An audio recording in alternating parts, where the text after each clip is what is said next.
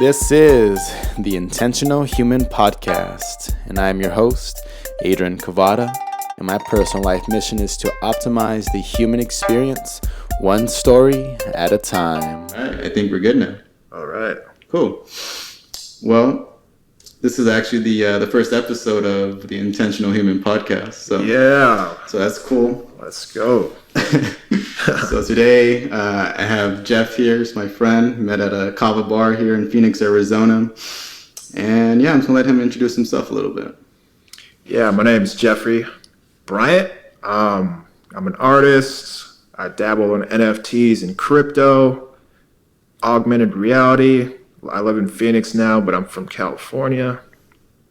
And that's about it. All right, cool.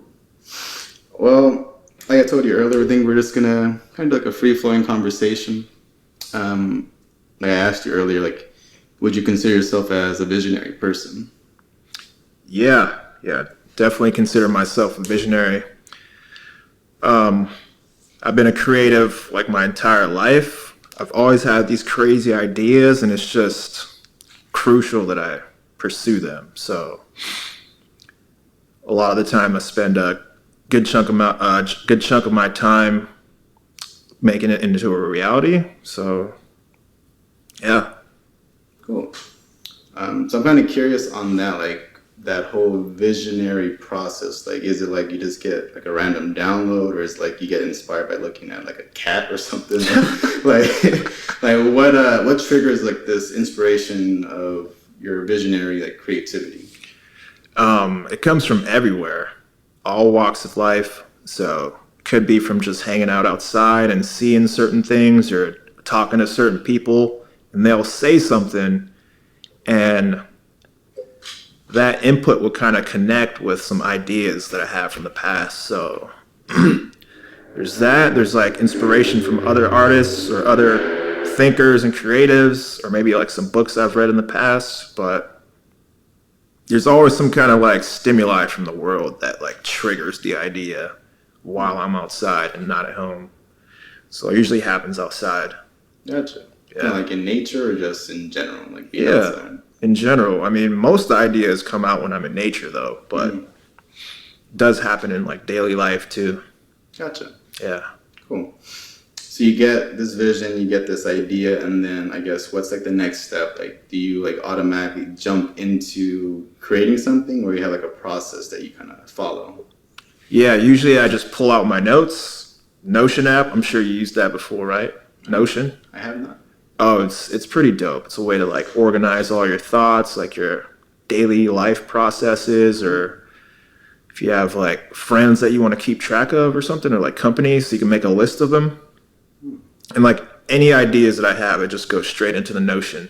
So whatever project that I'm thinking of, let's say it's an NFT project, I'll just come up with a new document and just dump everything in there. So I don't have to like rely on my memory, which could be gone in 30 minutes. So I got to get it down as quick as possible.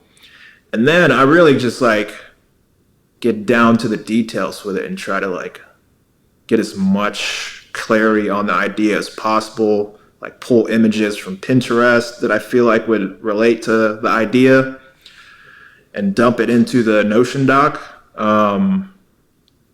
It gets really intense. Like there's a lot of content in there.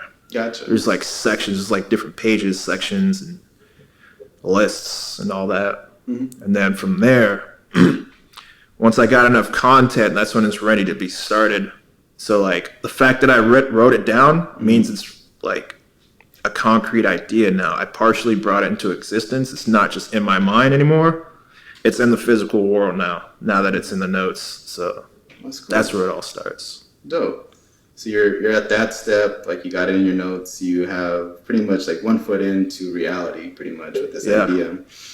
And I guess what's after that?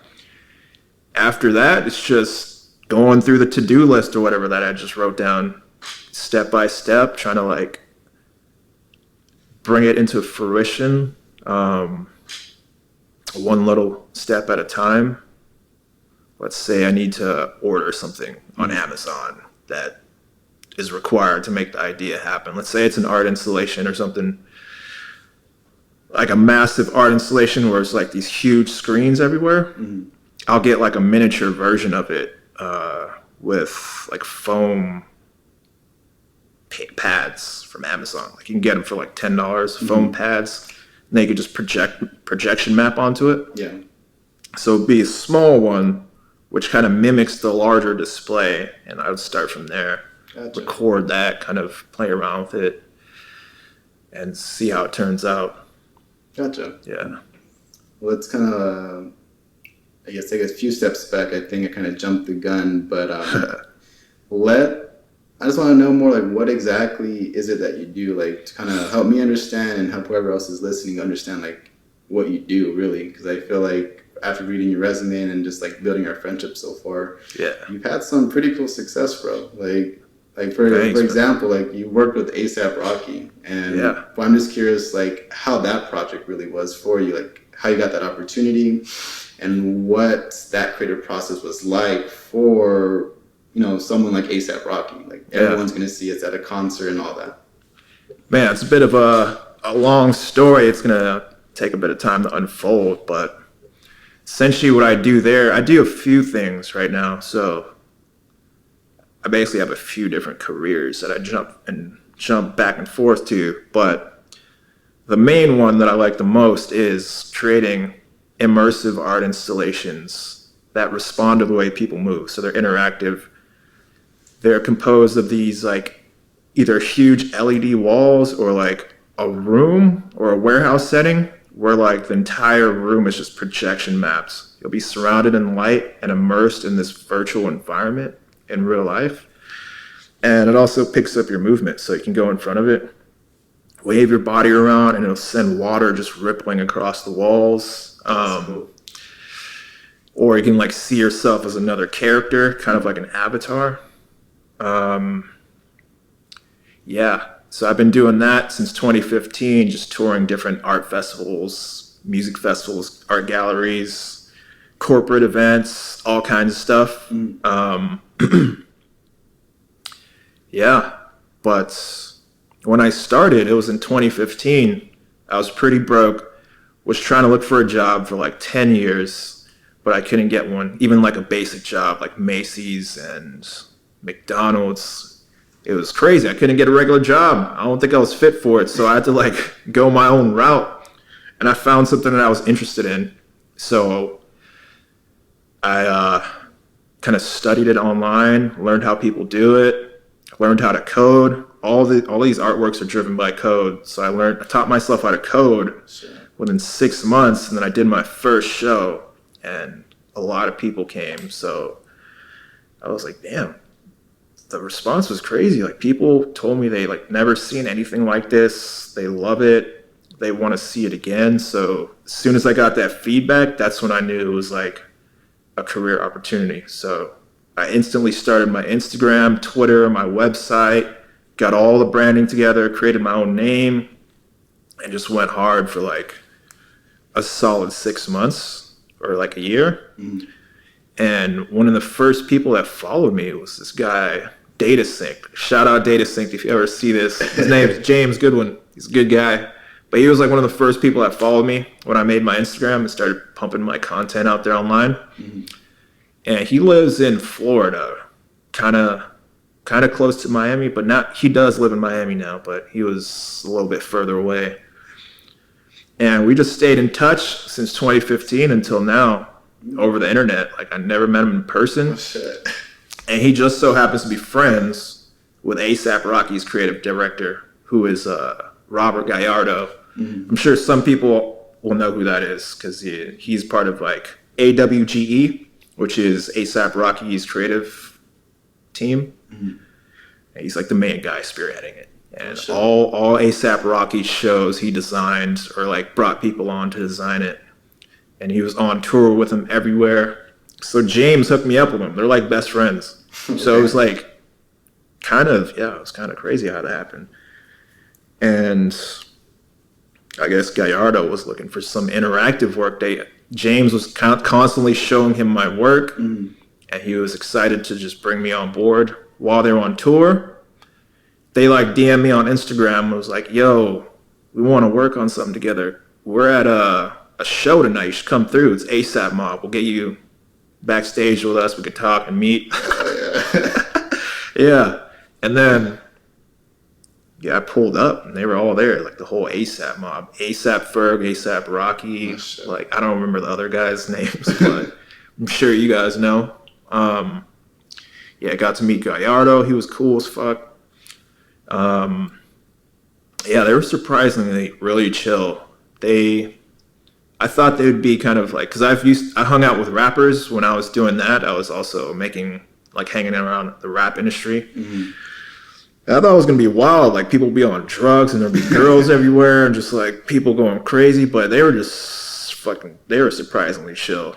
Yeah. Everyone there was on their Nintendo Switch just playing Pokemon with each other. And I was the only one that didn't have one. There was like 12 people there. They all had Nintendo Switches. Oh, this was at the hotel. So like the next day we met up at their hotel. I brought my PC with me to work on the installation. So we like collaborated on it directly with each other. And yeah, they had Dragon Ball Z on and shit. Everybody was just watching Goku. Just vibing on. It was chill. And then I had finished this piece. It was brand new. Let's see. It was brand new. And I finished it in less than a day because the show was that Friday. So I had to finish it. I finished it. They thought it was dope. It was like a thermal kind of heat map kind of look. Yeah. Where you can see his body move around. And that was for this album called Testing for ASAP Rocky. Yeah. And the show was called Camp Flogna. So they were like ready to fly me out. They sent the black car to my house. And then, the rest was history. Oh, yeah. Send me that link. I want to see the actual like visual arts. Yeah, I'll send it over to you. Oh, yeah, dude. Pull it up, Jamie. Yo, Jamie. Pull that thing up. Shout out to Joe Rogan. Yeah. The GOAT. Oh, yeah.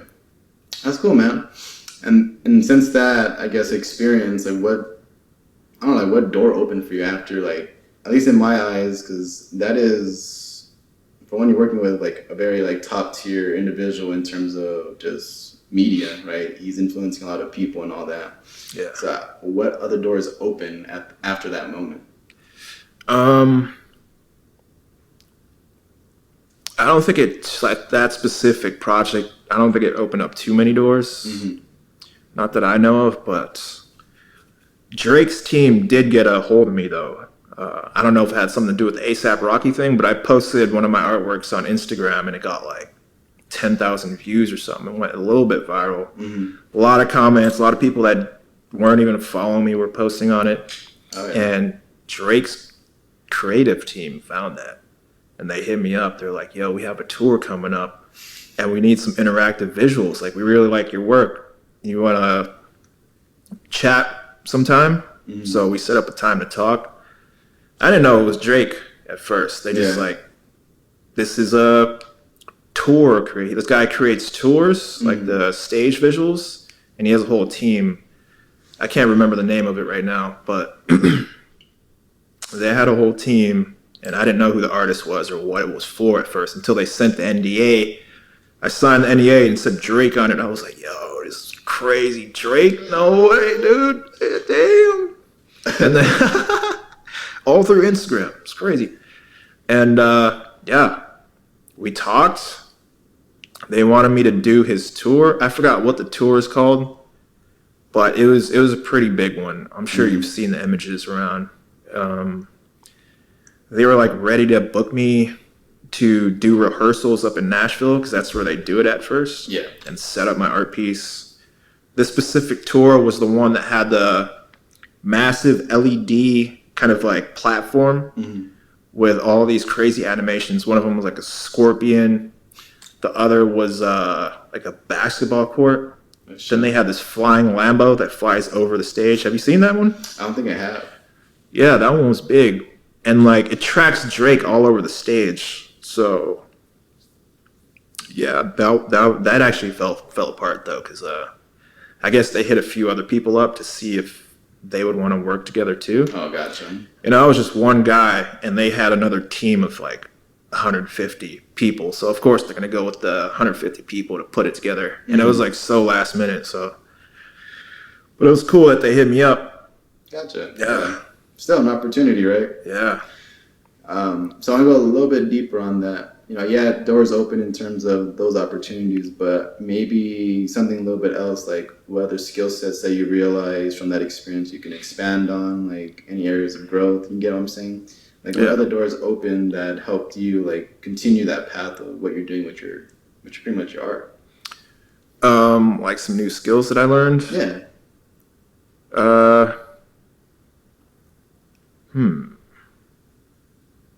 Well, I got more efficient with like finding more work and stuff. So I was able to like automate a large chunk of my process where I can find all these festivals that are looking for work, and I have them in a list, and it tells me when the due date is and like when they're looking for it. So every year it like resets and reminds me when I need to apply and send my work in.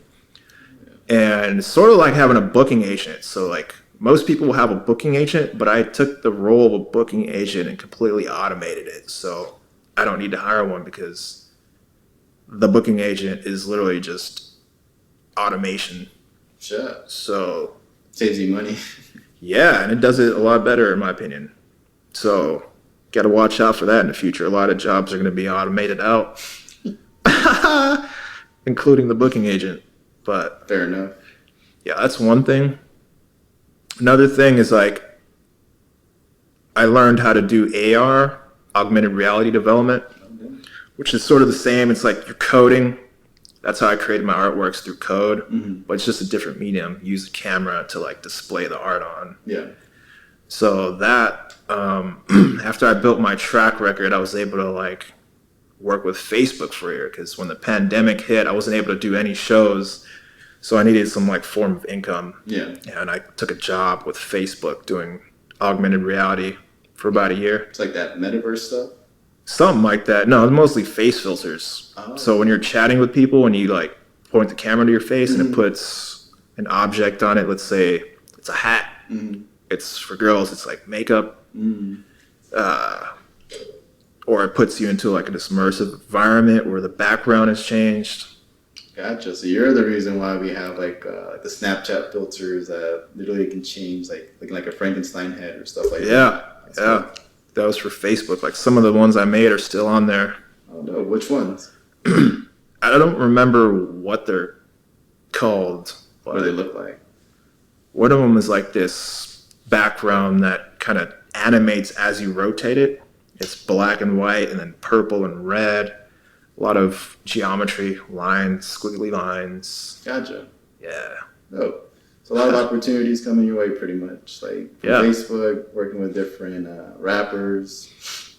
That was my first job, actually. Like I said, I was grinding for like 10 years trying to get a regular job. So I had to go the hard route and create my own path. And then like my first job that I ever got was Facebook, like last year. Gotcha.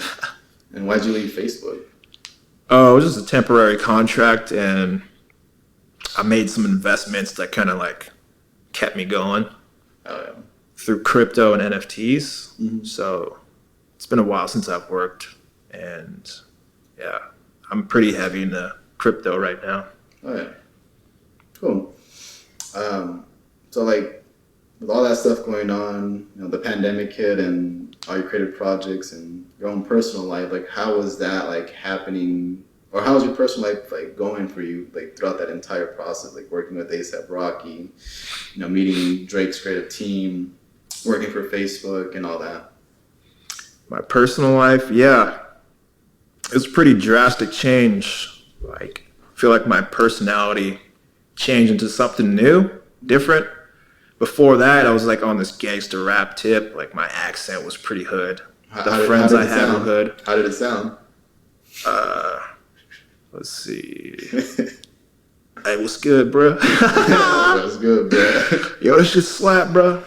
A lot of bros. A lot of brothers? Yeah. Bruh. Yeah, bro. Definitely.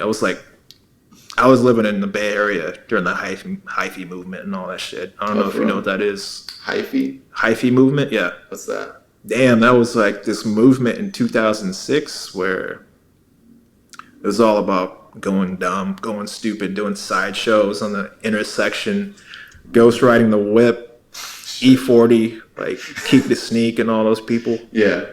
Yeah.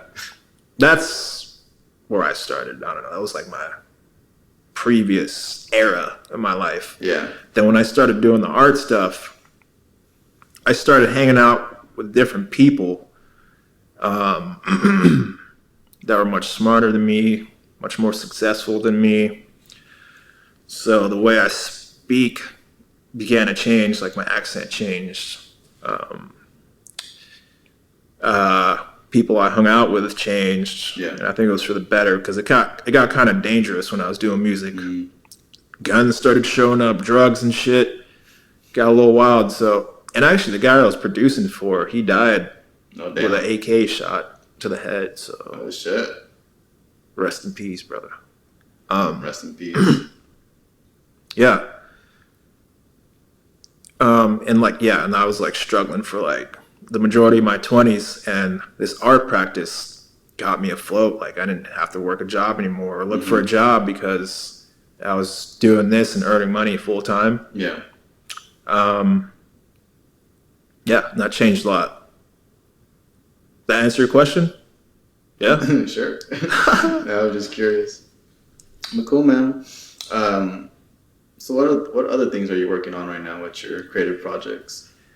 Right now, I am doing a crypto NFT project, which is also an art installation. I just pitched it to the city of Scottsdale. So it's like this massive wall with these microbial life forms that flow across the screen, and it'll follow people when you step in front of it. And there's 4 holographic screens that are see-through, so when you project onto it, it looks like there are creatures floating in midair, and it's floating above the canal in Scottsdale by Fashion Square. So it's gonna look crazy as fuck if they fund it, and I think they will, because they've never done anything that cool. I mean, they have cool stuff, but like that's like on a whole nother level because it incorporates like crazy digital interactivity. It's cool, man. And it also doubles as an NFT project. So each life form is generated through code, and there's about 3,000 to 5,000 unique combinations. It's all generative. Each one is an NFT that you can buy on the marketplace and own. So the cool part about it is you could see an NFT that you own just like floating in air for everyone to see. I think it's going to be pretty cool. No one's done it yet, and yeah, we'll see. That's cool, man. How do you? I'm just curious. How do you like maintain, I guess, that level of success that you have? Like, how do you do it? How do I maintain it? Yeah. Man, it just looks like I maintain it. Oh. Sometimes I just don't do anything for like 6 months. But yeah, obviously I saved some money to like not do anything for that long. But yeah, after like a 6-month period of hedonism, just going out every day, drinking, just like girls everywhere. Goddamn. Just not really working. Like it gets tiring after a while. Yeah. You kind of get like burnt out from it. So the only thing you could do at that point is start to work on stuff and build something. Yeah. And really just lock yourself in for like 1,000 days or whatever Kanye West said. Shout out to Kanye. Yeah. And then just create something new. And there's always this like yearning for making something even bigger than you did before. Like I want to make the biggest art piece ever, like the Great Pyramid or something like that, but digital. Damn. You know what I mean? Or like a public statue of some sort. Yeah. Sound like you just keep challenging yourself. Yeah. Also, money is a motivating factor. Definitely want some riches. I hear you. I probably shouldn't have said that, but it's a little too real. But I mean, we all want money, right? At the end of the day, we want resources. yeah, Part of life. definitely. But what else motivates you other than the money?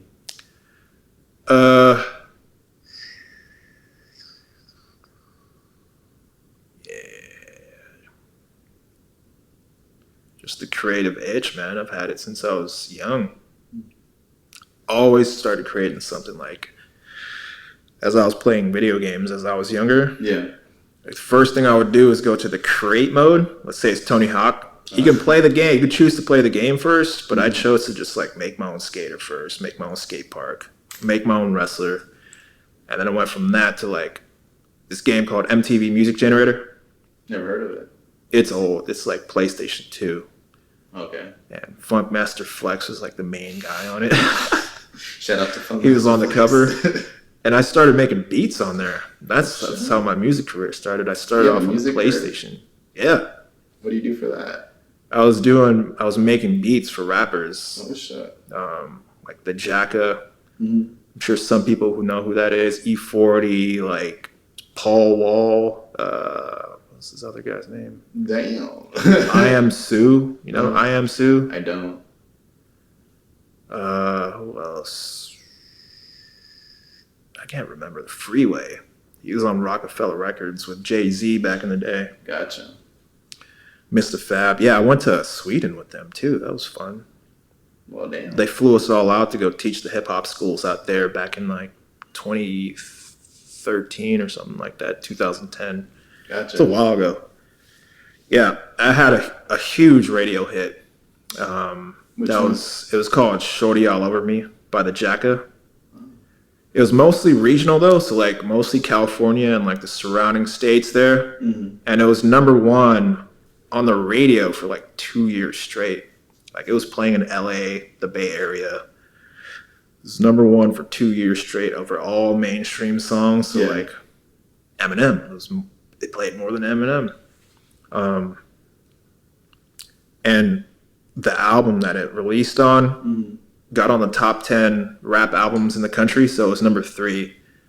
Eminem was above it, and then I think Rick Ross was underneath it, so damn. Eminem was #2. Ours was #3. So you're telling me you're better than Eminem and Rick Ross?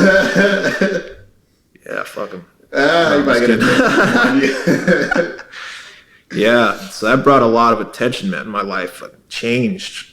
Like when I made the track, or when we made the song, they told me that it was going to go on the radio, and I instantly knew, like, oh shit, dude, this is going to be big. Shit's going to change. So just like how I did with my art, I started the branding.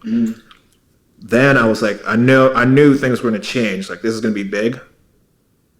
And I hired a photographer. I was like 19, 18. Hired a photographer, got my branding in order, my website, cranked out hella music. And the day that it went on the radio, they told me when it was going to go on. It went on the radio. It just never stopped playing for like 2 years. And then I kind of used that as a way to experiment. Just like, yo, I made this song. I would just like talk to people like, yo, you know that song on the radio? Yeah, I made it. It was kind of cocky, but like, damn, it was such a crazy response. Like the people, I would pull up to parties and shit, and they're like, yo, Jeffrey. That was my music producer name. Oh, shit. Yo, Jeff. I'd walk into a club, right? I'd be like, yo, everybody. The DJ would pull up the mic to be like, yo, everybody, we got a special guest in here. His name's Jeffro. Everybody welcome him in. Or whatever. So something like that, yeah. It was crazy. Like any club that I wanted to get to, there's massive lines. I could just walk to the front. They let me in. Damn. And I wasn't even old enough to get in. I was still 19. Yeah, and all these like big name rappers, not only in that area, but like also mainstream artists too, were like hitting me up for music because they knew the songs that I put out instantly got several million plays. And I think it had something to do with the way I crafted it for sure. Like I crafted it in a way that makes people listen to it forever, like hypnotically. Like you can't stop listening to it. How'd you do that? Just kind of noticing patterns in the music and melodies. As long as it's short and repetitive, like you can start to think about that over and over and over. So I would start to use more melodies that kind of gave you that response. Yeah, and then yeah, it got pretty big. And then it started bringing the wrong crowd in. Yeah. Like, because a lot of the rappers I was working with were pretty hood, and they were like gangsta and really doing the shit they were rapping about. Yeah. So these people will be at the studio. Like one dude will walk around with an AK-47 just high off cocaine. Like, yo, where the fuck my shit at? Oh shit. And I was like, damn, this shit's getting crazy, bro. I need to like find something else to do. Yeah. Yeah. So you got yourself out of there pretty much. Yeah. And then my main artist I was working with, he got like shot. So that kind of fucked a lot of stuff. Not fucked a lot of stuff up, but like, yeah, it was pretty big. Mm-hmm. And he was literally the biggest artist in the Bay Area at the time. Damn. He was like huge, man. Everybody wanted to hang around with us. It was crazy. Damn. That's why there's so many random people at the studio. It was like entourage type people. It's rolling deep. Yeah, there would be parties in the studio. It was crazy. Yeah. So what else do? You got music, got art, crypto. Crypto, yep. I drink Kratom. And kava. Me too. That's when we met. Yeah, that's about it. I mean, I want to do a lot more, but it's not enough time in the day. I have so many interests that I want to pursue. Yeah. Like, I know when I'm older, I'm probably going to get into architecture, designing buildings. That, yeah, I would definitely want to tap into that when I'm older. Yeah, that'd be fun. Yeah, that's about it. Cool, bro. Yeah. So throughout this experience, I guess, 'cause at least for me, I feel like I'm kind of barely starting into like my own like entrepreneur journey and my own creative journey, right? Yeah. Like for one, like I like to make beats every now and then. Oh, I write poetry. What? I like to like move my body in different ways too, right? I do like animal flow, yoga, like weightlifting, like a mixture of everything. Oh, that's another thing I'm into is meditation. Oh, cool. I haven't been doing it in a while, but I was pretty deep into it. What kind? Just regular concentration meditation where you like focus on the breath going in and out the nose. But I did it for an hour every day for like a few years. So I got deep. Huh? Kind of changed some things. Oh, that's how my art career started actually. I credit half or maybe more than half to the meditation practice. Like, yeah, it gave me enough time to or like mind space, the focus. What it does is it builds focus so you can literally stay focused on a single thing for an extended period of time without being distracted. So that's where the breath comes in. You focus on the sensation of breath coming in and out for an hour. Every time something pops up, you have to just recognize it and bring it back to the breath. And that translates into all areas of life. So let's say you're reading a book. You're reading it. Normally, you start to think about some shit. Inside of the book, you start to think about it. And your mind, your eyes are still going over the words, but you're not comprehending any of it because you're like thinking about something, right? Mm-hmm. And just like the breath, you just take your focus and bring it back to the breath. So that's how meditation kind of translates to real life. So when you have a list of goals and it takes a few months to go through it, that same focus is there and you're able to just tackle on so much more than you previously would. Mm-hmm. And I think it's sort of like a superpower, honestly.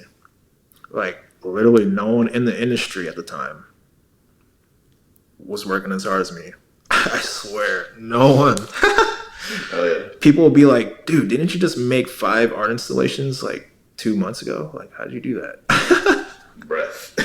Yeah, man, it was crazy. It also transformed my personality in a good way, too. Because I used to be like really socially anxious, like shy, super shy, which I think is why I wasn't able to get a job for like the longest time. Gotcha. So I was able to get rid of that through meditation. Same thing, just recognize when you're thinking about something. Yeah. Let's say you're outside in a venue and people are like, and you're thinking like, oh shit, people are looking at me right now. But in reality, it's not anything. Yeah. So meditation will help me like catch the thought and bring it back to like what it really is, which is like people just hanging out, no one looking at me. So, oh, yeah, dude.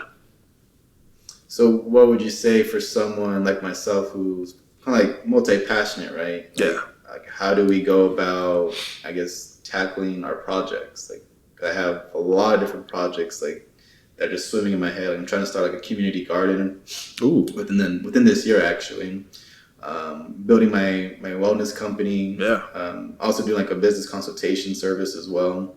Again with like the beats and like my poetry stuff too. Like what would you recommend pretty much? Like, how do I go about, like, tackling those projects?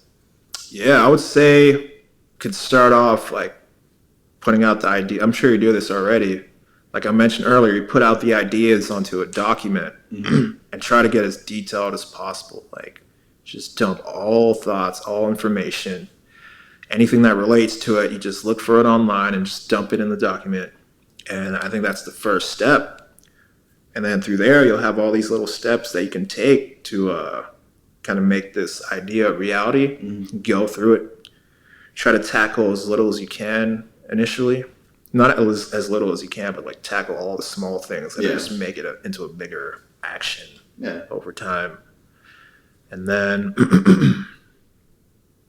I would say that's the first step, and kind of just go from there. Dope. Oh yeah. Cool, bro. Anything else you just want to share? Let's see. Yeah, I'm gonna go back on tour soon, so I'm starting to book my tour. I feel like the pandemic is over. I didn't really want to tour when they were doing all these vaccine passports all over the world. Yeah. It was fine in Arizona, but like New York, they're still like asking people to like have a vaccine to get in, and that's literally segregation. Yeah. And I don't believe in segregation. I don't know why everybody else does. So I refuse to participate in that, and that's been going on for like 2 years. And I think right now it's starting to loosen up. Yeah. No more vax requirements. Like they're starting to like loosen up the mask mandates at the airports. Honestly, I haven't worn a mask in a long ass time. Even at the airport, I'll not wear one. Only on the plane though, because like then they'll like try to arrest you, whatever. Yeah. Or give you a ticket. Yeah. That's the only time I wear a mask. In the Uber, I don't wear one. So since things are nearly open, I feel like the pandemic is over, so I'm going to start booking my tour this year. Oh, yeah. Starting in Scottsdale. I'm applying to something in Europe. I forgot what country it was. There's a few countries in Europe. And then I want to do a show in New York too. Oh, yeah. In a warehouse. My friend has this massive warehouse with all the gear that I want, like fucking 12 TVs, 16 projectors, all high-end, like 4K resolution, full bar, like any equipment that I need, like a sound system. I want to bring some friends on to perform too, like DJs. Oh, yeah. So it's going to be a party. And also the premiere of Phosphage, which is like the microbial NFT project. So it'll be like this immersive experience where the entire warehouse is just covered. Like it's a huge space, just covered in these creatures flowing around. And wherever you walk, they follow you. And if you own an NFT, you can go up to it and see that you own it. It'll show your name there. Maybe there'll be a QR code where you can pull it up and buy it on the spot if you wanted one. And I'm gonna make them respond to the music too. So like when the DJ is playing, they'll start to like scurry around and like move to the beat. Oh yeah. And then on the TVs, there'll be like the NFTs on display. I'll probably have another room that can showcase other artists there too, like some friends that I have that are in NFTs as well. And could be big. We'll see. It will be big. Yeah. Oh yeah, bro. Yeah, man. Couple last things, bro, before we end this episode. What's like one, I guess, piece of advice you would tell someone who's just starting? I would say the most important thing is to get your mind right and your health. With those, like anything is possible. You need the mindset, the clear mind, the body that doesn't feel sluggish. Like you can take on anything for hours and hours. You really need that to tackle such a long project that might even take a year, 2 years, 5 years. You need like that clarity of mind. Yeah. Because you won't be able to see the vision if you're constantly thinking about some problems that you had growing up, or like a girlfriend that broke up, some girl that doesn't want you, or like you got some kind of drug issue. Yeah. You need a clear mind, man. I think that was what helped me out. with Ecco Screen. That's my artist name. For the art installations, it's Ecco Screen, which you can find me on Instagram at Ecco Screen, ECCO Screen, SCREEN. And my website is that name too. And Twitter. For Ecco Screen, the clarity, just the clearing of the mind literally helped me take off. Like, I took off in 6 months, got my first professional gig in 6 months. It was with Acura.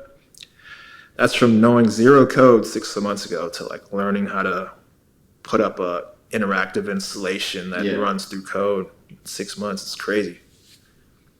And you could learn how to meditate. I think you'll be successful if you do it for an hour a day, but it's not required. Some people already have the drive, but if they have the drive and they do an hour of meditation a day, like, it will be game over. No one will be able to compete. In my opinion, no one will be able to compete. Oh shit! Hear that? Never quit. Actually, that's not good advice. Maybe you should quit if it doesn't work out for too long. But don't let anyone stray you away from ideas. Because a lot of people are apprehensive to certain things. Like, oh, you can't do that. Yeah. So actually, when I started Ecco Screen, I didn't tell anybody about it. Not a single soul knew who it was. It was actually anonymous first. So I created an entirely new Instagram account that I didn't connect to my name. I didn't follow any of my friends. So like a year later, my friends are just finding out like, oh, what the fuck? When did you start doing this? I feel like I had to do that though, because I was trying to like disconnect from my previous brand. And start a whole new thing. And I kind of felt like it would be cheating to use my old fan base to spearhead that. So I started entirely new, and 0 followers, just went from to there. like several thousand. Oh yeah. Yeah, man. Cool, bro. Sick. Any last things before we wrap up? That's about it. Follow me on Instagram. It's ECCO Screen on Instagram. That's Ecco Screen.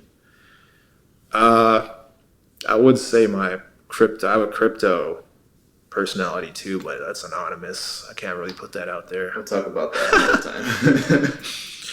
Yeah, that's about it, man. All right, cool, bro. Well, I appreciate your time. And thanks for bringing me on, dude. Yeah, dude. Thank you for being First on. episode. Yeah, Let's go. Let's do it. Woo! Thank you for joining in on today's episode. If you enjoyed this, remember to like, share, and subscribe, and I'll see you on the next one. They be saying I have my head in the clouds because I don't share the same views.